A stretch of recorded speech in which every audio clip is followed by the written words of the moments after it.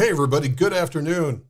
Welcome to 12-Minute Trading. This is Doc Severson. I've got Dave Lukas here. Today is Monday, the 15th of May.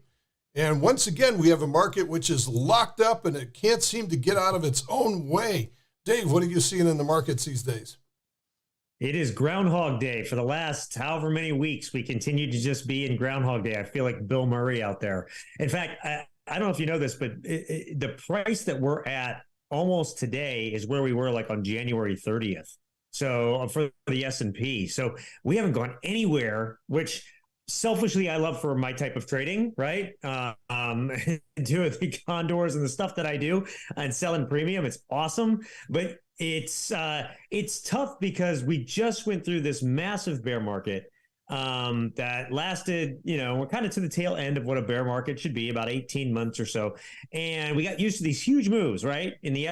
All across all the markets. But let's just use the S&P as our example. 50 points one day, 100 points the next, 20, 30. Like to have the market, the S&P move a point, a couple points, 7 points, 5 points, 3 points, and do that is got to be really, really hard for people because the recency bias is so much. I mean, we remember days where getting 10 or 15 points in the S&P was a big deal, right?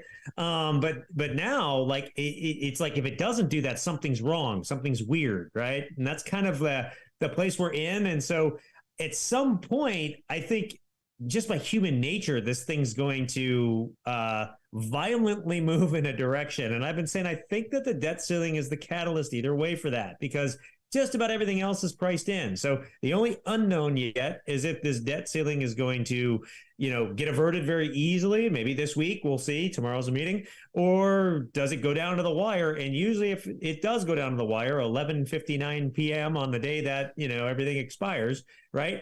Then we'll see markets start to get into turmoil, especially as we get closer to whatever that date ends up being. Markets will start to get a little bit, crazier and a lot more volatility and start to maybe trend in a direction because the market is forward looking. It wants to get ahead of things. Right now, it doesn't know. And so we're kind of in this waiting period before it starts to do that. How about yourself? I mean, you seen it the same way? I got a great question in the trading room this morning. Somebody was asking, hey, Doc, when is implied volatility going to rise again? And I'm like, oh, okay, that's a good question. Right now, the VIX is about 17, which is down in the teenagers, which is pretty typical value. I said, let's look at where it's been over the last couple of years. And then we went back and looked at 2017 and 2018. It was in single digits. And I'm like, it could be half what it is right now.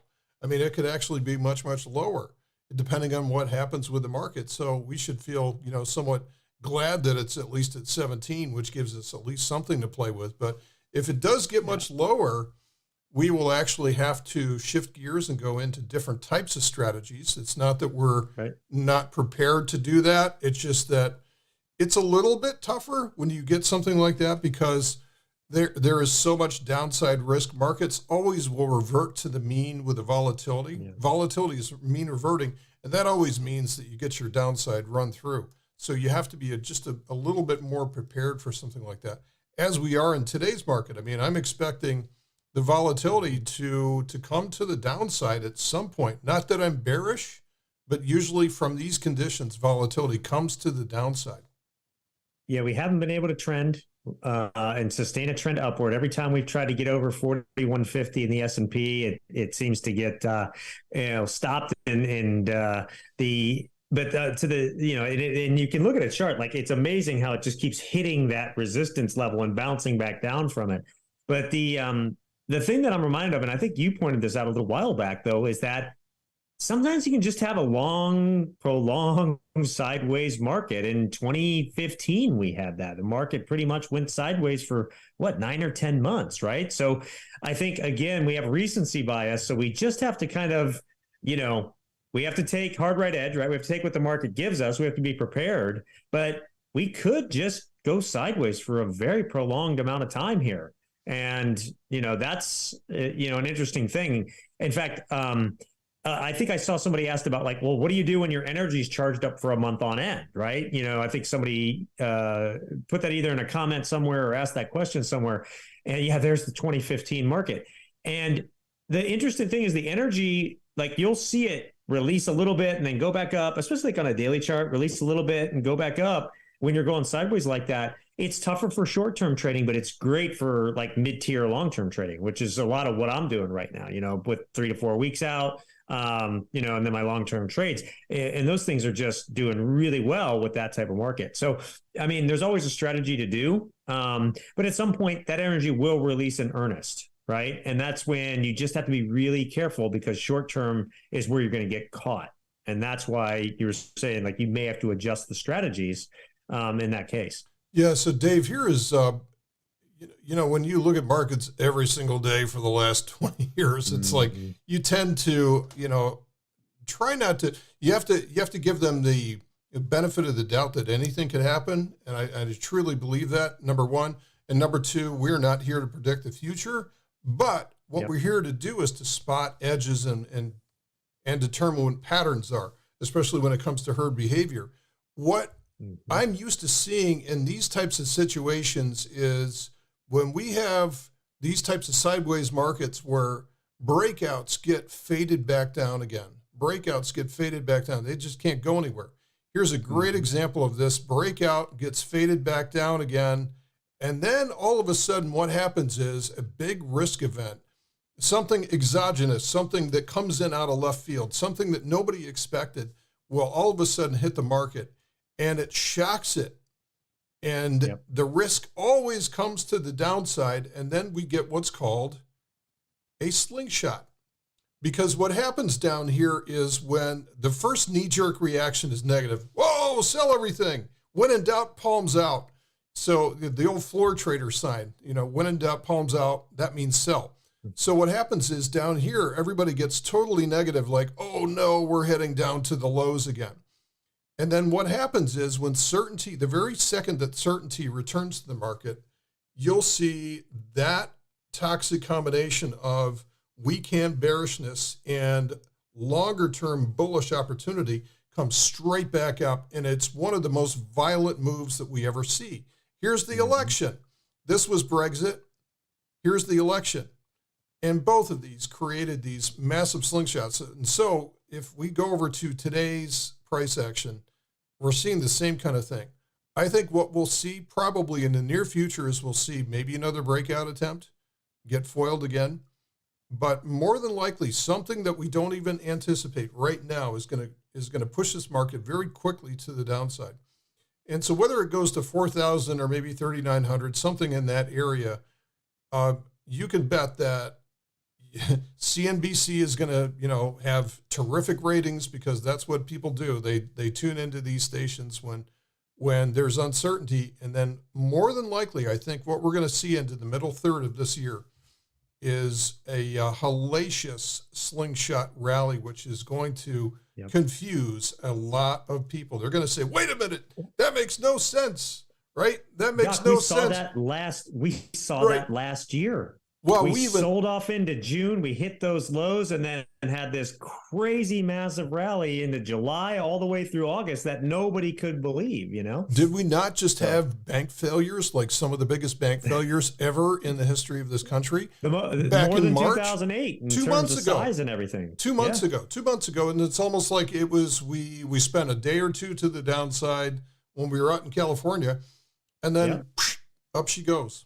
It's like, and that's I mean, exactly where we're at. And that would be good, though. I mean, for us to drop from here and then slingshot higher, it would be healthy. And what you would probably see is the daily chart released to the downside. The weekly and the monthly really wouldn't go very much anywhere. And when it reversed is when that weekly chart and monthly chart would start to go and release their energy. Yeah, let me bring those up again. So just to give you an idea. So here's my monthly chart. It's still set for 14 because I don't really care. We don't time off of the monthly chart. So whether it's 9 or 14 doesn't matter. We still have a huge amount of energy.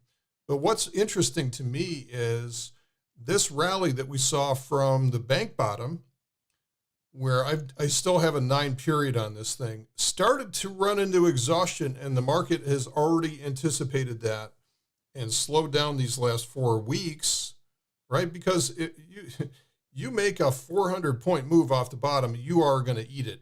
you are going to pay for that. So range expansion goes to range contraction. This is working out perfectly. By next week, we're going to be fully charged on the weekly chart again. Daily chart is already ready to go. And I know that this is, whether it's 14 or 9, doesn't matter. Right now, it is wound up like nobody's business. So for those of you listening out there, we don't use overbought and oversold. We look at markets tend to go between the states of range expansion to range contraction. And then they go to range expansion again. And this could go either way. But what I'm making the case for right now is the best way for this to move, if it really wants to move, is to initially maybe even do a false breakout, trap the longs, drive them down.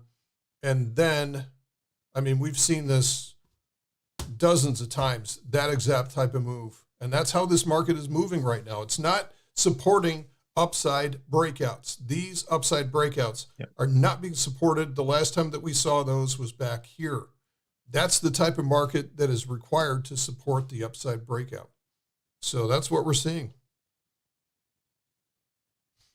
Yeah, that's just one, that giant consolidation pattern. You see it plain as day on there. Mm-hmm. That eventually, a lot of times you'll see that breakout down to the low end of that, which would be down to that 3,900, 3,800 area. And then you sling past above it and you put in, like in this case, get over 4,200, right? On the S&P, put in kind of that new higher high. You don't put in the higher low or the lower high. I mean, you put in that higher low, you get right close and put in that higher low, and then you go to your new higher high. And then that becomes your level of support. We did this if you think about it, we did this, if you look back to December, that's now like the level of support, right? That's the big glaring area of consolidation that is now kind of the underpinning or the foot of the market, right? Mm-hmm. So now we're going to the next level and so on. And that's how we're doing this. And this is the type of market that, honestly, I really like, a stair-stepping, slower, grinding market versus violent, get there, get like on the NASDAQ, go 1,000, 1,200 points in 7 to 10 days time, because those things can't last. They just crash back down. Yeah. And you can't sustain that, and so this is the type of market you want.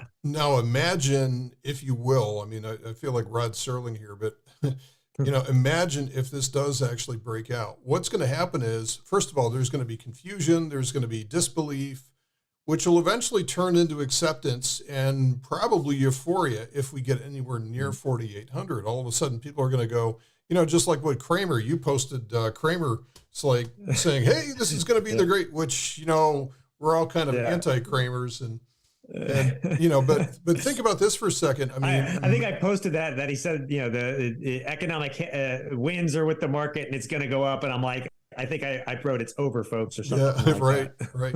But imagine if this happens and all of a sudden, the trapdoor opens up. This could create the mother of all lower highs setting up in the market. And you know what that would be? That would coincide just with the fall, when it's usually really volatile. If that happened, we run through the summer, we get into that fall timeframe, probably about when the recession would hit, if it's going to hit, and then the rug's pulled on everybody. Yeah.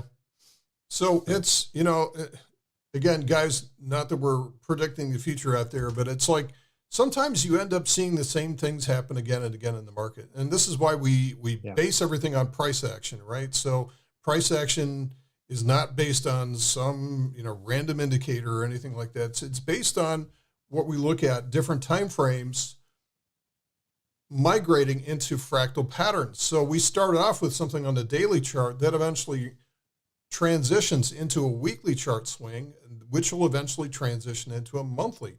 So it's almost like child and parent timeframes is what happens. So things transition. In a time like this, it typically won't release until people can't stand it anymore. Oh yeah. Right. Like this is the time where and that's why I say a lot of times it's like a self-fulfilling prophecy to get a violent move, because again, recency bias, we're used to these massive swings in this high volatility environment. and people just can't take it to a point where they're like, okay, I got to wait because I know there's going to be a move. I know there's going to be a move. I know there's going to be a move. 6 weeks later, I can't take it anymore. I'm going to trade. And then that's when everything happens. When you go, when you just say, screw it, I'm in, that's when, everything breaks out. So you have to stay very methodical, very consistent, don't break your rules. That's what a lot of people will do. And so that's the key in this, because when you've had enough and you start to go back in is when that's going to happen for you. Yeah. So when you feel that, know it's right around the corner. And this is one thing that we say all the time is the very best trades that you'll ever take are the ones that feel the worst. And the corollary to that is your worst trades that you will ever take will feel absolutely rock solid, guaranteed. Like, wow, this thing's on a platter for me. This is the easiest trade I've ever made in my life. It probably is not going to work out for you. And so this is the challenge for you guys, is that when you have these sort of range contraction movements like this where nothing's moving, that there's a movement right around the corner, and it's going to generate volatility. It's going to generate movement, and it's going to create these massive swings and emotions across the markets. And what you've got to do is to get past that. First of all, keep your head out of the news, because if you follow commonly available information on financial channels, you will end up thinking like everybody else.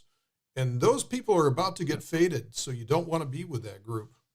So that's number one. And then number two is you're going to have to do things that don't feel very comfortable. You're going to have to, while things are quiet, you're going to have to do your plotting and your planning and put yourself into action. So in other words, like for me, if I think that there's going to be a move down to maybe, say, 4,000 or 39.75, I'm going to be willing to step in front of that, that freight train. I'm going to stand on the tracks and say, hey, I don't think you're going to get past me.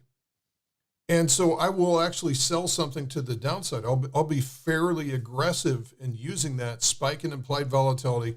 I will sell something, sell like a put spread to the downside, and I'll be aggressive about it, and then expect to see that faded back up to the upside. Now, if I'm wrong, I'll know it, because if we start to eat it below like the 200-day moving average, if we start making lower lows and lower highs, then what you'll see from me is like, hey, he was the guy that was wrong, but you'll see me turn in an instant, right? So what happens to a lot of retail traders is they get locked in, just like what you said, recency bias. They get locked in on an idea, and they will pound that square peg into the round hole, and they can't stop because they said, whoa, Doc said this like 3 months ago. No, things change, and this is what we do. We have to be very, very nimble to survive in this market. So you have to start with a thesis. You have to commit to doing the things that feel difficult, to make the decisions that are difficult to take,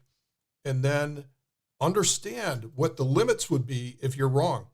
So if you're wrong, be prepared to flip around, and those that can do so quickly will not lose very much at all, and in fact may end up doing really, really well. Yeah. And speaking of things changing, if you look in the notes for this session, you'll see Doc and I actually are doing a live session together, an event next Wednesday, the 24th at 7 p.m. Eastern, where we're talking about how we're looking at the different changing markets and the strategies that we're using from them.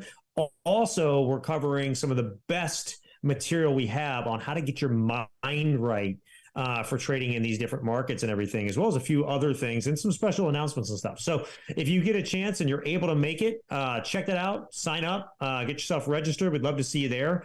We're going to get into this stuff and how we adapt to changing markets really hot and heavy in that session. So don't miss that.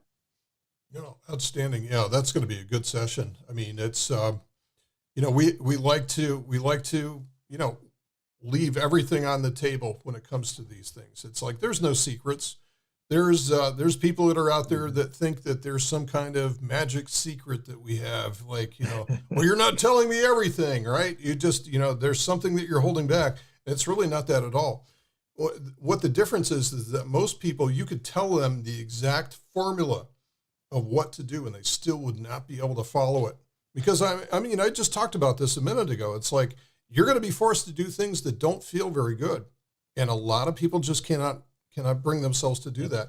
right? So the number one thing you got to do is you got to think differently about what risk means to you. What does risk mean to you? You should think of it as a tool and not something to run from. So Ken is asking, is there going to be a recording of next week's session? Actually, what we're going to do is... if you register, there'll be a recording. You'll get a copy of it. So make sure you register. Even if you can't make it, register so you can get the copy sent to you. Yeah, we'll find a way to get it into the special event on May 24th. We'll definitely, it'll be worth keeping around for a while. And it's going to be worth, I think it's going to be good enough that you'll want to maybe watch it a couple of times, even if you have to watch it, like on 1.5 times speed just to get through it. But it's we kind of designed this to be something you can pull out every time you have changing market character and kind of refresh yourself with. So, hopefully you'll get that out of it. Yeah. So we gotta run here in a couple of minutes here, but if there's any questions from those of you that are live, or probably a lot of you are watching this on a replay. So if you want to ask us any questions that we can address on next week's session as well too, we want to encourage you to do that. But so we'll see if there's any questions. Dave, you got any final thoughts for today's session? Only final thoughts is this week. I think we got 12 Fed speakers. We didn't even get into that. We've got tomorrow the Congress and the president meets again, so there'll be some maybe some news on the debt ceiling there. Again, I just think that's the easiest thing to be a catalyst right now. Either way. It's the most unknown. Most of the stuff is pretty much priced in. So I think, maybe by the end of the week, we'll see something, right? I think, again, if we don't see anything on the debt ceiling, markets will start to get edgy into next week as we get into early June. But I think we're kind of wait and hold until we've got more of a definitive there, and the markets will trade ahead of it. So just be prepared. We're getting close to that movement. 12 Fed speakers, debt ceiling debates. What could go wrong, right? Hey, earnings, Walmart's this week and stuff. So you've got some big players there too. Yeah, Home Depot is tomorrow, I think, as well too. So big time retail. Retail is next up in the barrel. So, all right, everybody, thank you very much for hanging out with us here on a Monday afternoon or whenever you're watching this. So thanks again for attending, and we will endeavor to persevere, I think is what they said. So thanks again, and we'll see you guys from Dave and from myself, Doc Severson. We are out. Thanks, everybody. Take care.